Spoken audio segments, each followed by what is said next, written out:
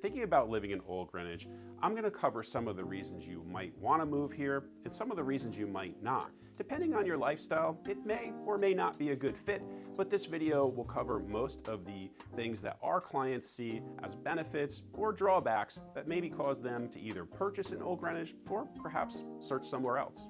Hi, if you're new to the channel, my name's Vinci and I'm a Greenwich Realtor. We're gonna have a QR code at the end of this video where you can scan and get all the supplements that I'm gonna talk about.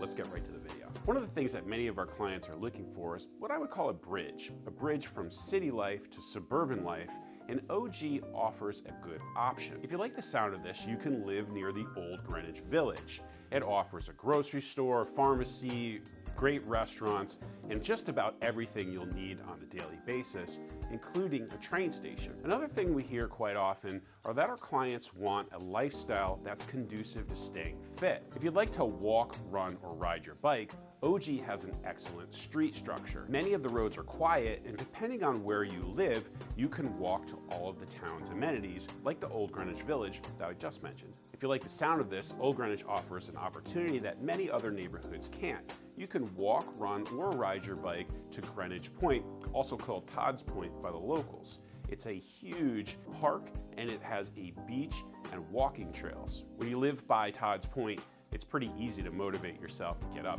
and go for that walk, run, or ride. Another Old Greenwich amenity that many of our clients love is the train station. If you'd like to walk to the train, we've created a one-click search for walkable homes around the Old Greenwich train station. You can find it in our buyer's guide. The list is automatically updated every hour, and you can save that search to get notified of new listings that are walkable to the train. In the past, parking at the Greenwich train stations has been a challenge. It's a bit easier now that everyone isn't commuting every day, but there's peace of mind knowing that you'll get a parking space when you get to the station. Daily spots are available at all the stations, however, they could get filled up if you don't get there early enough.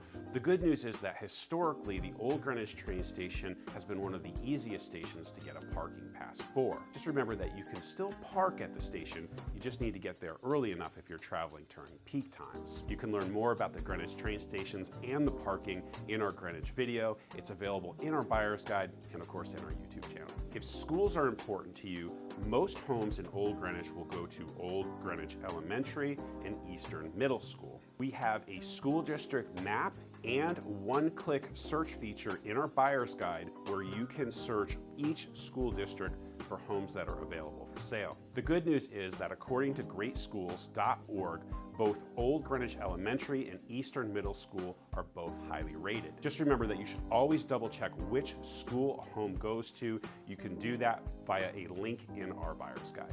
I'm guessing that you're savvy like most of our clients and you don't want to pay any more tax than you have to. If you aren't already aware, taxes in Greenwich are much lower than in Westchester or in Stamford. I did a whole video explaining Westchester taxes compared to Greenwich, and we'll leave a link below the video. It's safe to say that you'll save a boatload of cash on your property taxes, most of which will probably get spent on Greenwich Ave, but I'm guessing you want nice clothes and jewelry rather than tax payments. Old Greenwich isn't the most expensive neighborhood in Greenwich, but it's not the most affordable either.